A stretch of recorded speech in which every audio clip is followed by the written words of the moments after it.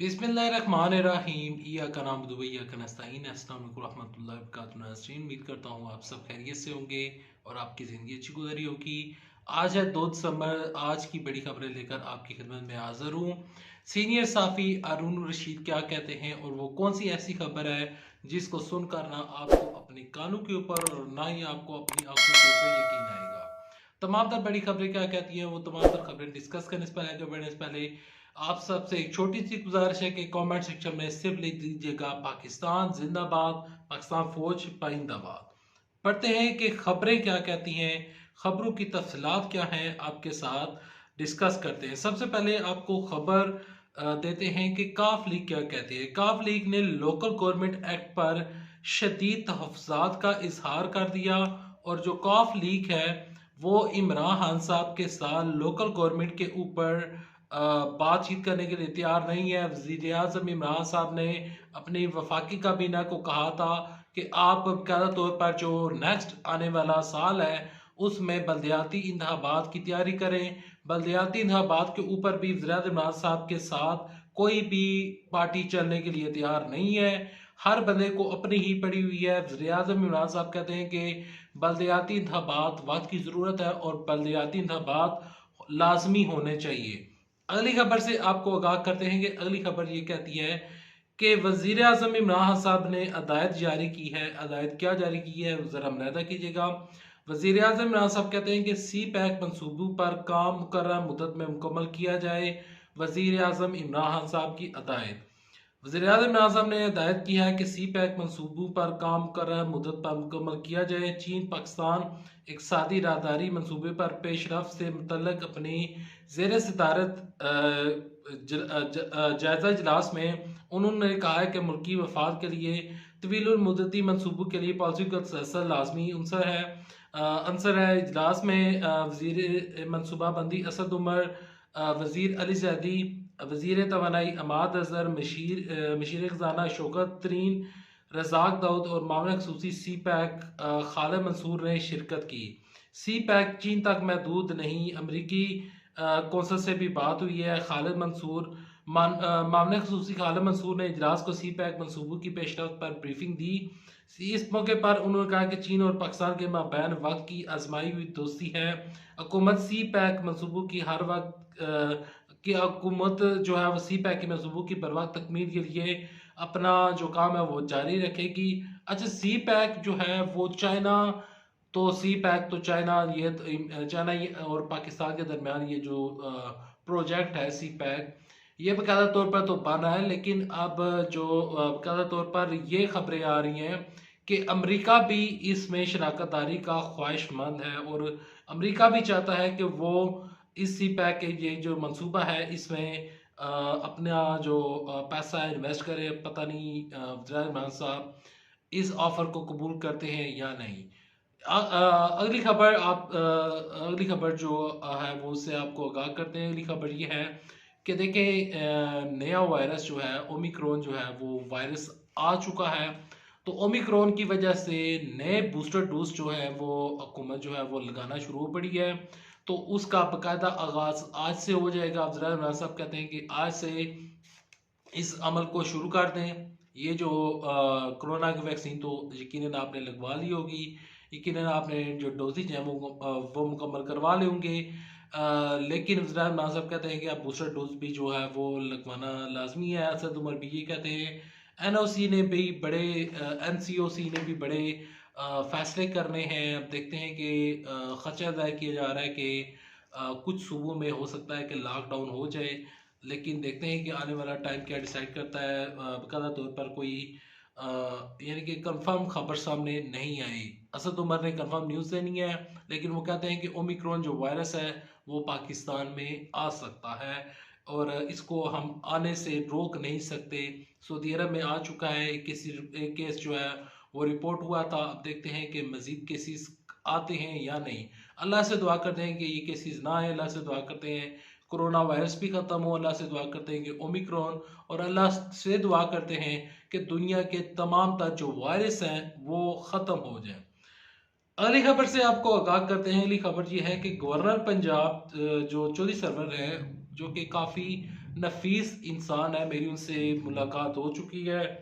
तो वो काफ़ी नफीस इंसान है, जब भी मिलते हैं तो पता चलता है कि आप यानी कि एक बहुत सादे से शख्स के साथ मुलाकात कर रहे हैं। अच्छा, उन्होंने एक बयान जारी किया था, वो कहते हैं कि मैं गवर्नर का ओहदा नहीं लेना चाहता था, लेकिन मैं गवर्नर जो है वो इस वजह से बना क्योंकि फिराज खान साहब ने मुझे गवर्नर बना दिया और मैं इस ओहदे के ऊपर आ गया। लेकिन मुझे गवर्नर बनाकर मुझे एक साइड लाइन कर दिया गया है, मुझे पूछा नहीं जा रहा। उन्होंने फिराज खान साहब से गिला किया था। अब उनका ये बात कहने का मकसद क्या था वो तो मैं जानता नहीं हूँ, लेकिन मैं ये बताना चाहता हूँ और जो मेरी सोच है, मेरी सोच ये है कि देखें, जितने भी ये लोग वज़ीर-ए-आज़म साहब से गिला कर रहे हैं, अक्सर जो लोग हैं वो मरात चाहते हैं, वो वाले मजे लूटना चाहते हैं जो कि पिछले दौरे हुकूमत में हुआ करते थे। वो आजकल मजे इनको नहीं मिल रहे, मैं यानी कि सरकारी मरात हर चीज सरकारी खजाने से हो रही है, वो अब काम नहीं हो पा रहे। तो उस वजह से जो वज़ीर नवाज साहब के हाथी हैं वो नाराज नजर आते हैं। अब शायद मुमकिन हो सकता है कि गवर्नर पंजाब जो है चौधरी सरवर, जो कि नफीस इंसान है, इस वजह से मैं उनकी ऊपर ज़ाती अटैक नहीं कर रहा, क्योंकि उनको मैं बज़ाते खुद मिल चुका हूँ। तो वो हर शख्स से बड़े ही तहम्मुल मिजाजी के साथ पेश आते हैं, उनका रवैया काफ़ी अच्छा होता है। तो मेरे ख्याल में वो, मैं इस वजह से गुमान जाहिर कर रहा हूँ कि हो सकता है कि इसके पीछे भी वही रीज़न हो जो कि बाकी के पीछे रीज़न होता है। अक्सर आकर जो MPs होते हैं, MNAs होते हैं, गिले शिकवे शुरू कर देते हैं कि आपने हमें पैसे दिए नहीं है, फंड्स दिए नहीं है। लोग हमसे पूछ रहे हैं कि फंड्स किधर हैं, हमारी गलियां पक्की करवाएं। अब चौधरी सरवर ने तो गलियां पक्की नहीं करवानी थी, लेकिन चौधरी सरवर जो है वो अब बयान क्यों दे रहे हैं? अगर उसकी कंफर्मेशन आई, अगर कोई न्यूज़ सामने आई कि आखिर वजह क्या थी, तो मैं इंशाल्लाह आज ही नेक्स्ट वीडियो में आपके साथ शेयर कर दूंगा। अगली खबर जो है वो खबर मरियम नवाज शरीफ से रिलेटेड है। मरियम नवाज और मौलाना फजलुर रहमान के दरमियान एक डेडलाइन जारी है, 6 दिसंबर तक की डेडलाइन है। 6 दिसंबर तक मौलाना फजलुर रहमान का है कि इस दफ़ा आर या पार हम आप नहीं करेंगे बल्कि हम करेंगे। तो मरियम नवाज शरीफ और मौलाना फजलुर रहमान के दरमियान 6 दिसंबर को कोई बड़ा फड्डा होने जा रहा है और इन दोनों के दरमियान को बड़ा इख्तिलाफ शुरू होने जा रहा है। अगली खबर जो है कि सीनियर साफी हारून रशीद कहते हैं कि जिस दिन खुदा न खास्ता मरियम नवाज शरीफ पाकिस्तान की वज़ीर आज़म बन गई, वह दिन पाकिस्तान की जिंदगी, पाकिस्तान की तारीख का स्यातरीन दिन होगा, क्योंकि इस औरत के कोलो फेल में तजाद है। ये मीडिया को कंट्रोल करना चाहती है, अभी ये इक़्तिदार में आई नहीं है, तो इसकी इस तरह की टेप्स सामने आ रही हैं, ऑडियो सामने आ रही है, जिसमें किसी मीडिया को कंट्रोल करने की बात की जा रही है, किसी मीडिया को पैसे देने की बात की जा रही है, किसी मीडिया का इश्तिहार बंद करने की कोशिश की जा रही है, तो किसी मीडिया को नवाजने की कोशिश की जा रही है। ऐसा कहना था सीनियर साफी हारून रशीद का।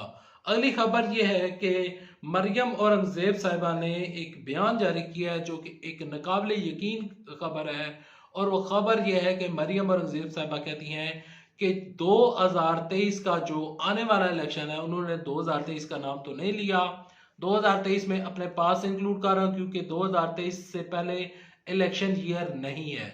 तो 2023 का जो इलेक्शन है, उस इलेक्शन के एक माह पहले वजीर आजम इमरान खान साहब पाकिस्तान छोड़कर फरार हो जाएंगे और दोबारा पाकिस्तान वापस नहीं आएंगे। क्लियर करना चाहूंगा, ये मेरे अल्फाज नहीं है, मरियम औरंगजेब ने ये बयान दिया है। वो कहते हैं, वो कहती हैं कि वज़ीर इमरान साहब जो हैं वो अब मजीद चल नहीं सकते, उनको पता है कि उनकी कारकर्दगी क्या है, लोगों ने उनसे सवाल पूछना है और उनके पास किसी सवाल का कोई जवाब मौजूद नहीं है। अगली हुकूमत हम बनाएंगे, मैं नहीं, मुस्लिम लीग नून कह रही है।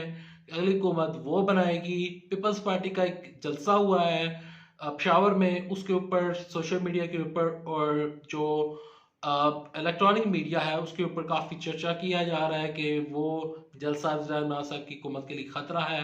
वो खतरा है या नहीं, उसको देखने के लिए चैनल को सब्सक्राइब कर ले।